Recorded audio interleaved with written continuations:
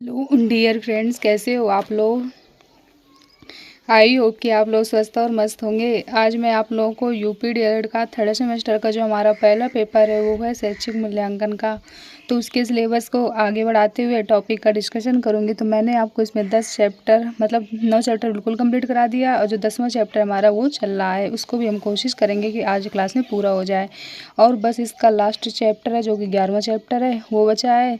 इसके बाद आपका इसका जो शैक्षिक मूल्यांकन है इसका भी सिलेबस क्या होगा, कंप्लीट हो जाएगा। और इसका जो सेकंड पेपर है वो है समावेशी शिक्षा का। तो उसका जो सिलेबस है वो मैंने आपको बिल्कुल कंप्लीट करा दिया है। तो उसकी प्लेलिस्ट बनी हुई है, तो वहाँ से आप लोग क्लास को अटेम्प्ट करके सिलेबस को पूरा कर लीजिए। तो चलिए हम लोग अपने सिलेबस को आगे बढ़ाते हुए टॉपिक का डिस्कशन करते हैं। अब जो हमारा अगला टॉपिक है वो कह रहा है क्रियात्मक शोध के क्षेत्र। तो चलिए जानते हैं जो क्रियात्मक शोध होता है इसके क्षेत्र क्या होते हैं, इसके क्षेत्र के बारे में समझते हैं। तो ऐसा कोई स्थान नहीं है जहाँ क्रियात्मक शोध न किया जा सके, वो चाहे पाठशाला हो या योगशाला या फिर क्या उद्योगशाला। क्या कहा गया है कि ऐसा कोई स्थान नहीं है, मतलब ऐसी कोई जगह नहीं है जहाँ पे क्या क्रियात्मक शोध न किया जा सके। हर जगह किया जाता है, चाहे वो पाठशाला हो और या फिर योगशाला हो या फिर उद्योगशाला हो। ठीक, हर जगह क्या होता है, क्रियात्मक शोध का प्रयोग किया जाता है। फिर आगे समझते हैं। फिर कहा जा रहा है कि किसी किसान के खेत हो या मजदूर का मजदूरी करना, लड़ाई का मैदान हो या पहलवान का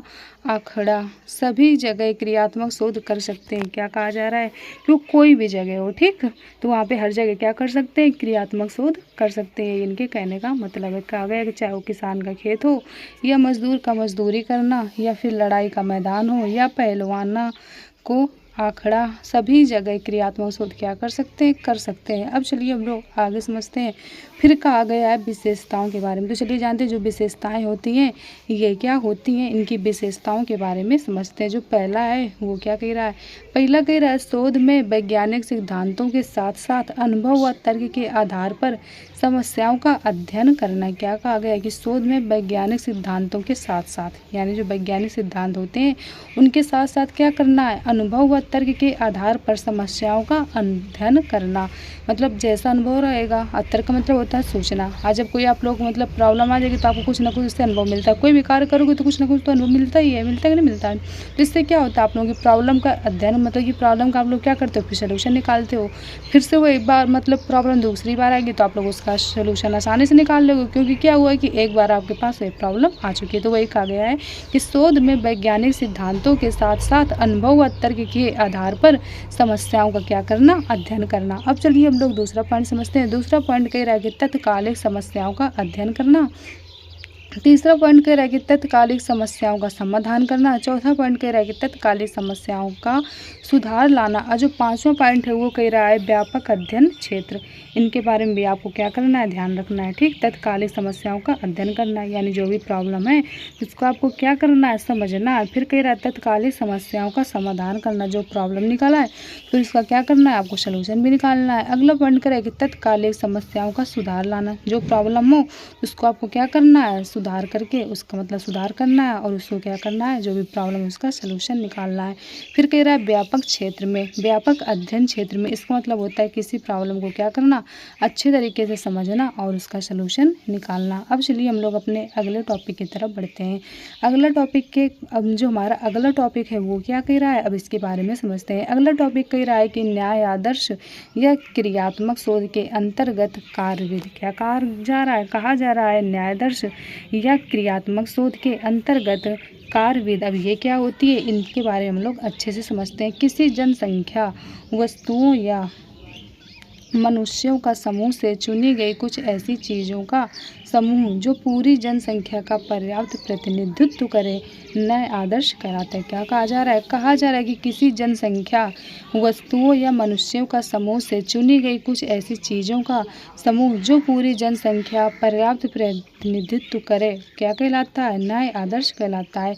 नए आदर्श की विशेषता है कि उनका पर्याप्त संख्या में होना है और नए आदर्श के चयन में कई चीज़ें हैं जैसे आयु, कक्षा, लिंग, बुद्धि, लब्धि, समाज सामाजिक आर्थिक स्थिति का नियंत्रण करना होता है। ठीक, अब चलिए आगे समझते हैं। फिर कहा जा रहा है क्रियात्मक शोध के अंतर्गत कार्यविधि, अब ये क्या होती है इसके बारे में समझते हैं। तो क्रियात्मक शोध की कार्यविधि में अर्थ है कि शोध कार्य की वास्तविक रूपरेखा से, किससे, शोध कार्य की वास्तविक रूपरेखा से शोध को कितनी अवस्थाओं में और प्रत्येक अवस्था में प्रयोग होने वाले उपकरण आदि, ठीक, इनके बारे में क्या करना है, ध्यान रखना है। अब चलिए आगे समझते हैं। अब कह रहा है क्रियात्मक शोध के चरण एवं प्रारूढ़ का निर्माण, अब इनके बारे में समझते हैं। जो क्रियात्मक शोध होता है तो इसके चरण और प्रारूढ़ क्या होते हैं, इनके बारे में हम लोग समझते हैं। पहला कह रहा है चरण, जो प्रथम है हमारा, वो क्या कह रहा है, समस्या की पहचान करना। ठीक, कि जो समस्या हमारी वो क्या है, तो समस्या को पहचानना में निम्न तथ्यों की जानकारी होनी चाहिए। क्या होना चाहिए, कार्य क्षेत्र होना चाहिए, स्वयं होना चाहिए, गुणवत्ता होनी चाहिए, मूल्यांकन होना चाहिए, और क्या होना चाहिए, समय होना चाहिए। फिर द्वितीय चरण आता है, उसके अंतर्गत क्या क्या आता है उसके बारे में हम समझते हैं। जो द्वितीय चरण आता है उसके बारे में समझते हैं। जो द्वितीय चरण होता है हमारा वो क्या होता है, अब उसके बारे में समझेंगे। तो शोधकर्ता समस्या के कारणों का विश्लेषण करते हैं और कारणों के साथ इकट्ठा करते हैं। क्या कहा जा रहा है, कहा जा रहा है कि जो शोधकर्ता होते हैं वो समस्या के कारणों का विश्लेषण और करते हैं और कारणों के साथ ही क्या करते हैं, इकट्ठा करते हैं। कौन करते हैं, ये शोधकर्ता करते हैं। अब जो हमारा तृतीय चरण आ रहा है वो क्या आ रहा है, तृतीय चरण के बारे में समझते हैं। तृतीय चरण होता है हमारा क्रियात्मक परिकल्पना। अब ये क्या होती है, क्रियात्मक परिकल्पना, इसके बारे में समझते हैं। ठीक, ये हमारा कौन सा चरण है, ये हमारा तीसरा चरण है। जब समस्या के संभावित समाधान दिए जाते हैं तो उन्हें परिकल्पना कहते हैं। क्या कहा गया है, कहा गया है कि जब समस्या के संभावित समाधान दिए जाते हैं, मतलब प्रॉब्लम तो होगी और क्या होगा, उसका सलूशन भी होगा, तो उन्हें क्या कहते हैं, उन्हें परिकल्पना कहते हैं। और सुझावों पर ध्यान भी दिया जाता है। ठीक, अब जो हमारा चतुर्थ चरण आ रहा है वो क्या है, अब उसके बारे में समझते हैं। तो चतुर्थ चरण जो हमारा होता है वो है कार्यविधि। अब इसके बारे में समझते हैं कि ये क्या होती है।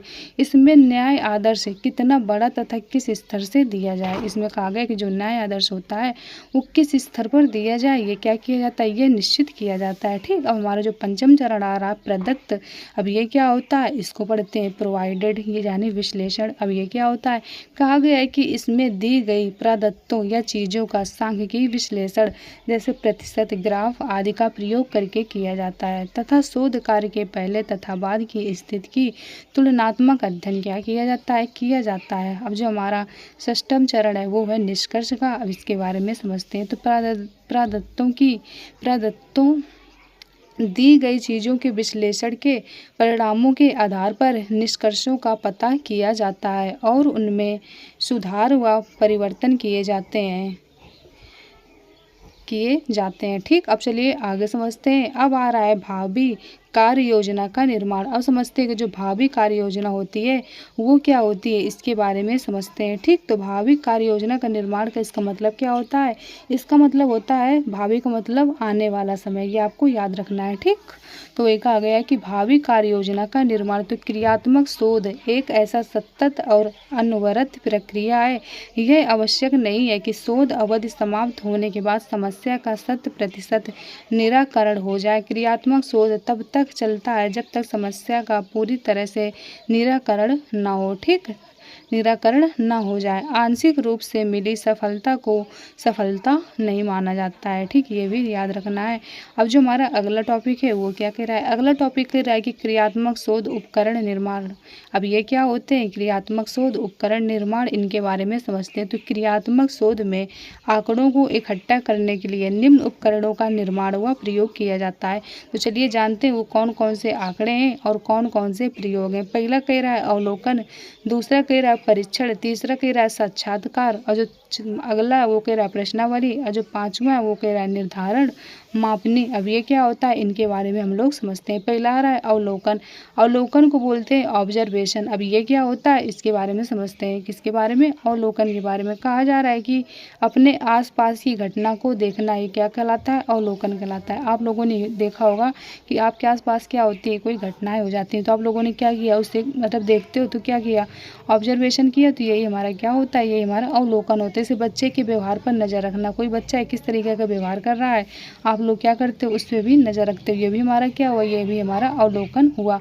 अब अगला कह रहा है शून्य परिकल्पना। अब ये क्या होती है इसके बारे में समझते हैं। तो इसमें ये मान कर चलते हैं कि दो चरों में कोई संबंध नहीं है या तो समूहों में किसी विशेष चर के आधार पर कोई अंतर नहीं है, यह नकारात्मक परिकल्पना होती है। ठीक, ये भी हो गया। अब हमारे नोट आ रहे हैं, नोट के बारे में समझते हैं कि जो हमारा नोट है वो क्या कह रहा है। नोट पहला कह रहा है कि किसी समस्या का प्रवास्तविक उत्तर कहलाता है परिकल्पना। क्या कहा जा रहा है कि किसी समस्या का प्रवास्तविक जो उत्तर होता है हमारा वही क्या कहलाता है वही हमारा परिकल्पना या उपकल्पना कहलाता है। दूसरा कह रहा है क्रियात्मक शोध का मूल आधार, समस्या भी हमारी और हल भी हमारा, यानी जो समस्या हमारी होगी वही हल भी हमारा होगा। ठीक, अगला कह रहा है शैक्षिक शोध को कितने भागों में बांटा गया है। ठीक, तो ये कितने भागों में बांटा गया है, 3 भागों में बांटा गया है। अब चलिए हम लोग अपने अगले टॉपिक की तरफ बढ़ते हैं। अब जो हमारा अगला टॉपिक है वो क्या कह रहा है, अगला टॉपिक कह रहा है कि क्रियात्मक अनुसंधान का संपादन या अभिलेखीकरण। अब ये क्या होता है इसके बारे में समझते हैं। तो अनुसंधान के अभिलेखीकरण में निम्न बिंदु शामिल किए जाते हैं। अब कौन कौन से हैं बिंदु जिनको क्या किया जाता है, शामिल किया जाता है, इनके बारे में समझते हैं। पहला कह रहा है समस्या का शीर्षक, यानी छात्रों या बच्चों में अभिष्ट भाषा का प्रयोग करने की क्या होती है, बढ़ती आदत होती है। दूसरा कह रहा है अनुसंधानकर्ता का नाम। अब ये क्या होता है इसके बारे में समझते हैं। मान लीजिए नाम किसी का क्या हो गया, रोहित हो गया। पद क्या है, विद्यार्थी, मतलब वो क्या है। और योग्यता बीएससी उसकी मैथ और साइंस से है। और अब वो क्या कर रहा है, अब बीटीसी का क्या है, स्टूडेंट है। स्कूल का पूरा नाम, स्कूल का कोई भी आप लोग नाम लिख सकते हो, जैसे MBM इंटर कॉलेज लखनऊ, ये सब मतलब विषय विज्ञान अपने हिसाब से लिख सकते हो, उसमें कोई वो नहीं है। इसके बाद फिर कह रहा है समस्या की पृष्ठभूमि। समस्या की पृष्ठभूमि में क्या है, छात्रों बच्चे आपस में तथा अध्यापकों से बातचीत करते समय गलत यानी अपशिष्ट भाषा का क्या करते हैं, प्रयोग करते हैं। अगला कह रहा है अनुसंधान का उद्देश्य। तो चलिए जानते हैं जो अनुसंधान होता है इसका उद्देश्य क्या होता है, इसके उद्देश्य के बारे में समझते हैं। पहला कह रहा है बच्चों में शिष्ट भाषा के प्रति लगाव पैदा करना। दूसरा कह रहा है बच्चों को दूसरों का सम्मान करने योग्य बनाना। तीसरा कह रहा है बच्चों को संस्कारित बातचीत करना सिखाना। अगला जो हमारा टॉपिक है वो क्या आ रहा है, अब उसके बारे में समझते हैं। अगला टॉपिक आ रहा है क्रियात्मक परिकल्पनाएं। अब ये क्या होती हैं इनके बारे में समझते हैं। कि इनके बारे में क्रियात्मक परिकल्पनाओं के बारे में पहला कह रहा है यदि मैं स्वयं शिष्ट भाषा का प्रयोग करूं तो बच्चे में भी इसके प्रति क्या होगा, जागरूकता उत्पन्न होगी। आप लोग जिस तरीके की बातचीत करोगे उसी तरीके से क्या होता है बच्चे पर उसका इफेक्ट पड़ता है कि नहीं पड़ता है। फिर आ रहा है शोध। अब ये क्या होता है इसके बारे में समझते हैं। तो ज्ञान की वृद्धि एवं प्राप्ति के लिए विशेषज्ञों द्वारा जो कार्य किए जाते हैं वही हमारे क्या कहलाते हैं, वही हमारे शोध कहलाते हैं। अब चलिए आगे समझते हैं। अब आ रहा है अगला टॉपिक मौलिक एवं क्रियात्मक शोध में अंतर। अब यह मौलिक एवं क्रियात्मक शोध में अंतर क्या होता है, अब इसके अंतर के बारे में समझते हैं। पहला कह रहा है क्रियात्मक शोध, दूसरा कह रहा है मौलिक शोध या परंपरागता। अभी परंपरागत, अब ये क्या होता है इनके बारे में समझते हैं। तो क्रियात्मक शोध के अंतर्गत क्या होता है, इस कहा जा रहा है कि इसका उद्देश्य स्कूल एवं कक्षा की कार्य प्रणाली में सुधार लाना है। क्या कहा जा रहा है, जो क्रियात्मक शोध होता है इसका उद्देश्य क्या होता है, इसका उद्देश्य होता है स्कूल एवं कक्षा की कार्य प्रणाली में क्या करना, सुधार लाना। और जो मौलिक शोध होता है इसका उद्देश्य होता है नए तथ्यों एवं सिद्धांतों को बनाना। ठीक, अब चलिए अगला समझते हैं। अगला पॉइंट कह रहा है कि शोधकर्ताओं का समस्या से सीधा संबंध है। क्या कहा जा रहा है कि जो शोधकर्ता होती है तो इसका समस्या से क्या होता है, सीधा संबंध होता है। शोधकर्ताओं का समस्या से प्रत्यक्ष संबंध आवश्यक नहीं है। अगला कह रहा है कि कार्य क्षेत्र की समस्या के समाधान का क्या है, ये व्यवहारिक रूप होता है। इसमें कह रहा है कि सामान्यीकरण नए तथ्यों, सत्यों तथा सिद्धांतों के रूप में होता है। ठीक, अब चलिए चौथा पॉइंट है वो क्या कह रहा है। चौथा पॉइंट कह रहा है कि इसमें समय कम लगता है। क्रियात्मक शोध का क्षेत्र सीमित तथा स्थानीय होता है।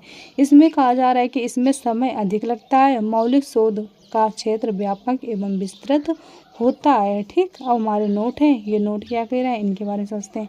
नोट कह रहा है कि क्रियात्मक शोध से किसी समस्या का प्रस्तावित उत्तर कहलाता है। तो क्या कहलाता है, ये कहलाता है परिकल्पना। क्या कहलाता है, परिकल्पना कहलाता है। दूसरा कह रहा है क्रियात्मक शोध जिस लक्ष्य समूह के बारे में किया जाता है उसे क्या कहते हैं, उसे समष्टि कहते हैं। क्या कहते हैं, समष्टि कहते हैं। अगला पॉइंट है हमारा वो क्या कह रहा है, अगला पॉइंट कह रहा है कि अनुसंधान के कार्य हैं। तो सिद्धांत का निर्माण करना, नवाचार करना और सिद्धांतों का अनुप्रयोग करना। ये सब क्या होते हैं?